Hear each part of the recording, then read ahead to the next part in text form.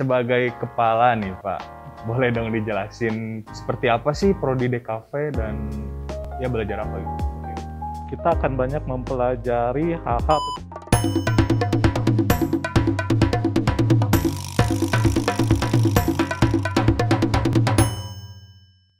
Selamat datang di Gosip, ngobrol asik bareng Binusian. Sama aku lagi Valen, salah satu host terbaru, dan kita udah kedatangan aja salah satu tamu spesial yaitu Bapak Aris Darisman. Halo, selamat siang Halo, Pak. Valen. Gimana kabarnya Pak? Alhamdulillah masih dikasih rezeki kesehatan. Oh, syukur kalau gitu. Bapak udah berapa lama di Binus sendiri Pak?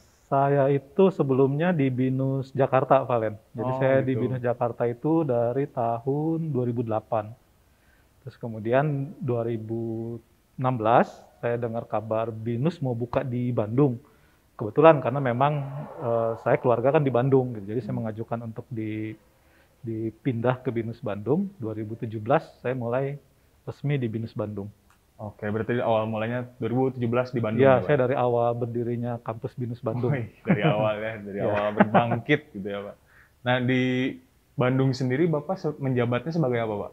Ya, kebetulan saya dipercaya atau mendapat amanah menjadi ketua program studi desain komunikasi visual di sini. Oh iya, iya. Itu kalau boleh tahu dari Jakarta atau di Bandung aja? Oke, sebelumnya di Jakarta saya belum menjadi kaprodi, jadi saya dipercaya untuk menjadi kaprodi itu ketika saya sudah di BINUS Bandung Di sini. Bandung ini ya? Iya. Oke. Sebagai kepala nih Pak, boleh dong dijelasin Prodi DKV ini nih Pak. Seperti apa sih Prodi DKV dan ya belajar apa gitu? Oke.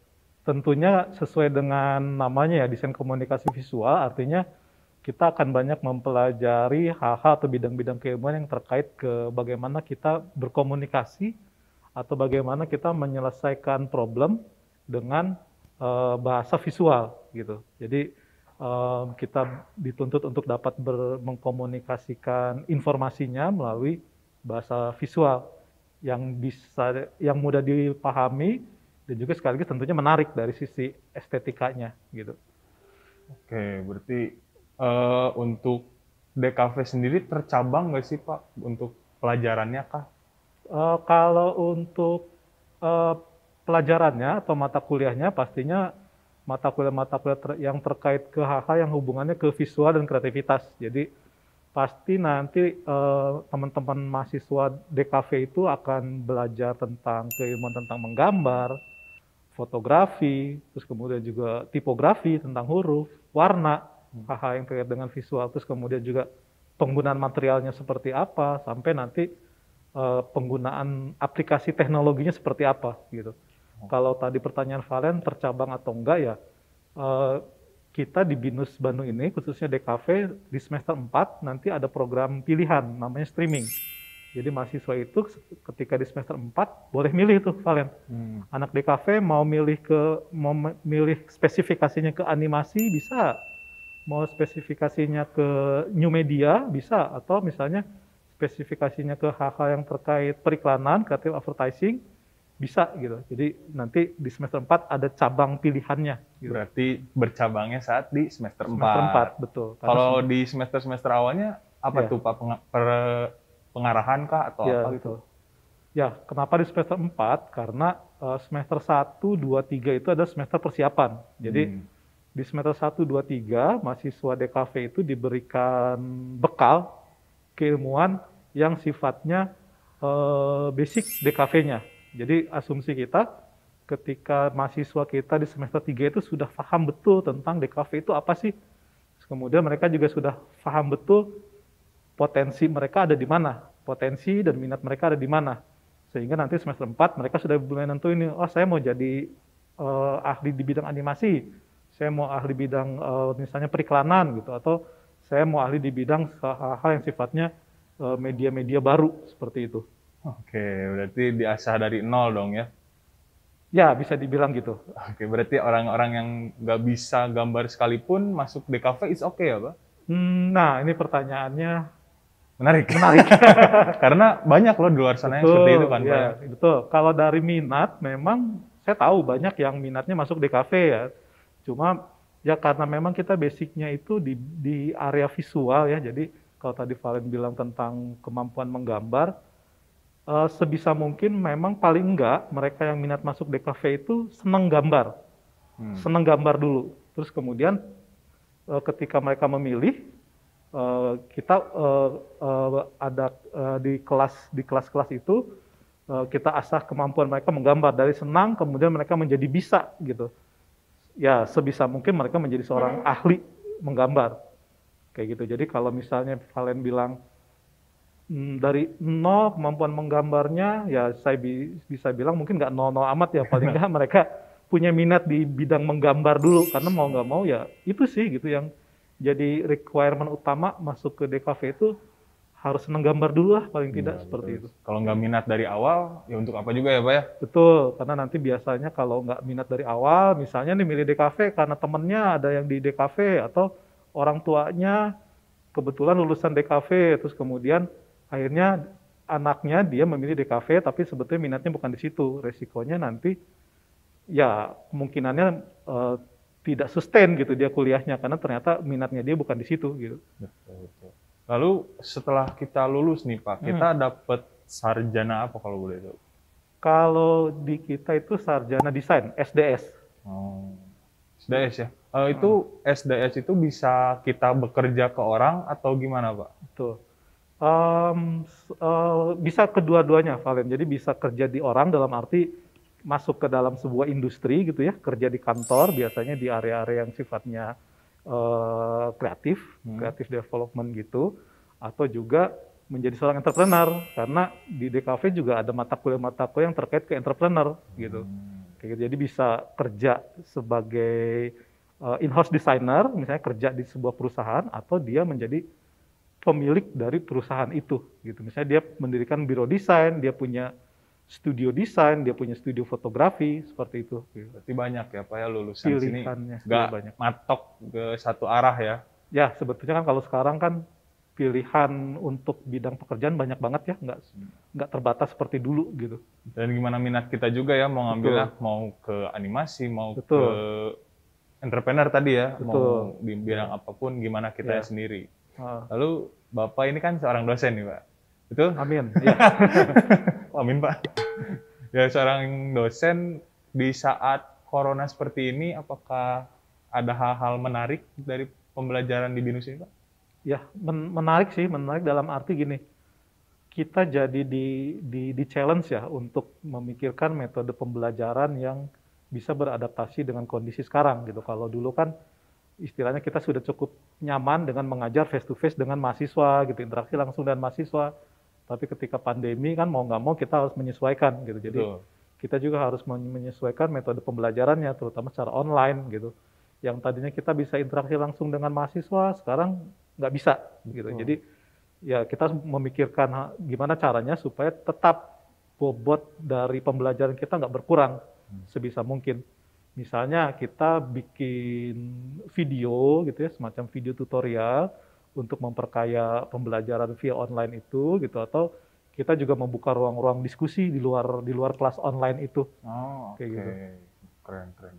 Nah Pak, kan kalau DKV itu berarti banyaknya ke praktek ya Pak? Ya betul. Nah di saat online seperti ini gimana nih Pak praktek murid nih? Biasanya suka ada aja kan yang Iya, menantang banget ya. Kalau praktek itu yang tadi saya bilang ya, sebelumnya kan kita misalnya, contohnya saya mengajar menggambar gitu. Ketika kita belum online, saya bisa langsung istilahnya menghampiri mahasiswa, kemudian dia mengoreksi atau memberi contoh gitu kan. Kalau sekarang kan tentunya metode itu nggak bisa. Jadi ya itu, kita dituntut untuk kreatif juga nih gitu. Bikin video misalnya, video tutorial, kita live shoot di situ gitu, memperagakan atau mencontohkan metode menggambar seperti apa. Artinya kita sebagai dosen juga harus berusaha untuk menyesuaikan dengan kondisi sekarang gitu, mau nggak mau sih gitu. Buat aplikasinya boleh disebutkan ada berapa banyak, karena kan untuk biasa aja kita meeting mungkin bisa pakai Zoom bisa gitu ya. Itu aja ya. Tapi kan kalau DKV kan mungkin ada harus kena gambarnya gitu-gitu. Jadi selain pakai Zoom, kita juga pakai MS Teams. Oh Terus ya. juga kita pakai Miro. Miro itu untuk DKV cukup nyaman ya, karena kita ada sesi diskusi atau asistensi gitu. Jadi kita bisa review karya teman-teman mahasiswa melalui Miro itu, mereka bisa upload karyanya, dan kita bisa langsung istilahnya mengkoreksi garisnya misalnya, kayak gitu. Terus ada beberapa aplikasi lagi yang sedang kita coba develop sih di tim kita gitu. Jadi ternyata banyak sih. Oke. Nggak cuma itu doang berarti Nggak cuma aplikasi itu, itu, Pak? iya betul. Oke. Nah, Pak, buat calon mahasiswa di luar sana, untuk orang tuanya juga nih, Pak. Kenapa, misalnya saya sebagai orang tua, kenapa harus masukin anak saya ke program studi ini, Pak? Oke, ya. Ya ini sih, ya kebetulan pengalaman pribadi ya, saya punya anak kelas 3 SMA nih sekarang. Ya dia juga sudah harus memutuskan kan mau Betul. lanjut kemana nih gitu. Tentunya yang kalau saya jadi orang tua, ya bukan saya jadi orang, kalau jadi orang tua ya karena kebetulan saya orang tua gitu. Memang betul realitanya seperti Iya itu ya? gitu, jadi proses diskusi saya dengan anak saya itu, yang pertama saya coba cari tahu itu adalah minatnya mau kemana. Ya minat penting buat saya, minatnya mau kemana, passionnya mau kemana gitu. Setelah ketahuan minat dan passionnya kemana, saya akan cari tahu nih, karena kan di Bandung banyak ya kampus yang membuka program yang serupa dengan di BINUS ini gitu. Saya coba cari, terus kemudian saya compare gitu. Nah, kenapa misalnya saya memutuskan anak saya untuk mendaftar di DKV BINUS Bandung? Ketika misalnya anak saya punya minatnya di situ, banyak faktor, banyak aspek ya. Saya pikir sekarang orang tua juga udah lebih kritis ya, jadi saya akan cari tahu misalnya nih dari metode pembelajaran seperti apa sih, terus kemudian kurikulumnya kayak gimana, terus kemudian fasilitas itu nggak cuma sekedar ruang fisik, maksudnya kelas, labnya seperti apa, kelas, lab itu penting ya. Kelas, lab, dan studio itu penting, kesiapannya seperti apa, sampai ke fasilitas yang sifatnya tidak fisik, misalnya apakah ada program-program beasiswa yang ditawarkan, gitu. Terus kemudian gimana layanan kampus terhadap orang tua, karena penting buat saya ternyata setelah saya jadi orang tua, saya juga nggak pengen menitipkan anak saya udah gitu lepas gitu. Jadi artinya saya juga harus keep in touch dengan anak saya di kampus gitu, karena ketika anak saya ada di kampus kan artinya saya nitipin anak saya ke orang tua kedua, orang tuanya itu adalah dosennya. Betul. Saya titipin anak saya ke dosen gitu, ke dosen di kampus. Nah di BINUS itu memang hal-hal seperti itu buat saya itu bisa menjawab kebutuhan. Jadi misalnya dari sisi komunikasi antara orang tua dengan kampus, ada fasilitas BINUS Maya untuk parent. Di situ saya bisa pantau perkembangan anak saya di kampus seperti apa. Terus kemudian juga untuk anak saya sendiri juga itu ada BINUS Maya. Dia bisa update, dia bisa pelajari dulu materi sebelumnya lewat BINUS Maya. Terus kemudian juga ada di BINUS Maya itu ada materi-materi enrichment-nya, ada pengkayaannya gitu. Terus kemudian berikutnya dari sisi kurikulum, saya melihat di BINUS ini memang kurikulumnya sudah sangat siap ya untuk menjawab kebutuhan di industri. Karena ada beberapa program seperti yang tadi saya sebutkan di awal, ada streaming, terus kemudian ada enrichment track gitu kan. Mahasiswa bisa memilih mau ambil track yang mana gitu sesuai dengan minat yang dia ingin kembangkan atau perdalam. Terus kemudian yang bagi saya, yang misalnya saya jadi orang tua, yang bagi saya paling oke itu di BINUS Bandung itu adalah multi kampusnya. Kayak gimana tuh, Pak? Multi kampus itu, seperti kita ketahui kan DKV itu tidak hanya ada di Bandung ya, Valen. Oh iya. Ada di Jakarta, Iya. ada di Malang gitu. Ya, kita ada di bawah satu payung School of Design. Ya. Artinya ketika misalnya mahasiswa DKV BINUS Bandung berkuliah di Bandung, tapi dia juga punya hak akses fasilitas maupun dosen di luar BINUS Bandung. Bahwa seluruh BINUS di Jakarta, Bandung, Malang itu adalah milik mahasiswa gitu. Artinya nanti mahasiswa kita bisa kuliah di Jakarta gitu, bisa mendapatkan experience kuliah di Jakarta seperti apa, kuliah di Malang seperti apa gitu. Terus kemudian juga kita bisa menerima mahasiswa dari luar Bandung. Buat saya itu hal yang sangat positif karena nantinya mahasiswa itu punya semacam experience, nggak cuma sekedar di Bandung seperti apa sih ketika misalnya dia kuliah di Jakarta, pasti ketemu hal baru kan, Pasti. budayanya baru, Iya. lingkungannya baru, terus kemudian juga fasilitasnya juga bisa diupdate juga. Iya. Jadi fasilitas yang ada di Jakarta, Malang, Bandung itu milik mahasiswa kita. Gitu. Nah, buat saya sih yang paling khas dari BINUS Bandung itu adalah dari BINUS ya, adalah multi kampusnya itu justru. Unik ya. Ya Sesuatu unik. yang Saya unik. pikir ya itu program itu hanya bisa ditawarkan di sini sih, di BINUS terutama Betul. kayak gitu. Oke. Mungkin cukup segitu dulu aja Pak Siap. untuk pengenalan program DKV nih Pak. Oke. Terima kasih banyak untuk Amin waktunya. kalian. Ya. Semoga sehat selalu dan Amin. sukses terus. Ya, sehat juga buat Mungkin kalian. segitu dulu Sobat Binusian. Sampai ketemu lagi di episode selanjutnya.